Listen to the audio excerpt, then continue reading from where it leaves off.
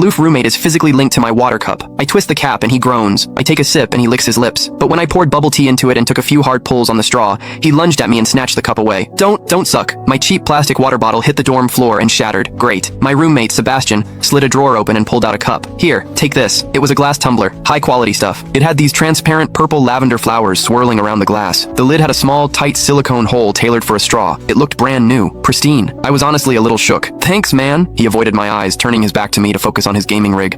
I carefully twisted the lid open. Immediately, a suppressed, low groan came from Sebastian's direction. I poured some warm water in and took a sip. Sebastian sucked in a sharp, jagged breath. His hand on the mechanical keyboard trembled, his fingers slipping off the keys. He licked his lips, looking like he was enduring some kind of torture or intense pleasure. His lips were thin, the Cupid's bow sharp like a knife. Looking at them made me want to bite them. Yeah, okay, I admit it. I'm into Sebastian. I swear to God, before I met him, I was the straightest guy in the state. After high school, my only plan was to get to college and bang a hot, bubbly cheerleader. But the moment I walked into this dorm and saw Sebastian, that plan went out the window. 4 years of college and he's the only one I want to mess around with, but I couldn't tell him. No way. I was terrified that if I spilled my guts, we wouldn't even be friends anymore, because Sebastian is straight, like painfully straight. Only 2 weeks ago, he turned down a senior, a varsity swimmer, total stud, who asked him out. After that, Sebastian came back to the room and sat at his desk with a face like thunder for hours. The guy must be a raging homophobe. Maybe it was because the cup was a gift from my crush, but that warm water tasted sweeter than usual. It had a weirdly good aftertaste. I grabbed a straw from my desk and shoved it deep into the hole on the lid. The second I did, a strangled moan ripped out of Sebastian's throat. He bolted up and sprinted into the bathroom. Weird. We were just gaming. Why the hell did he suddenly need a shower?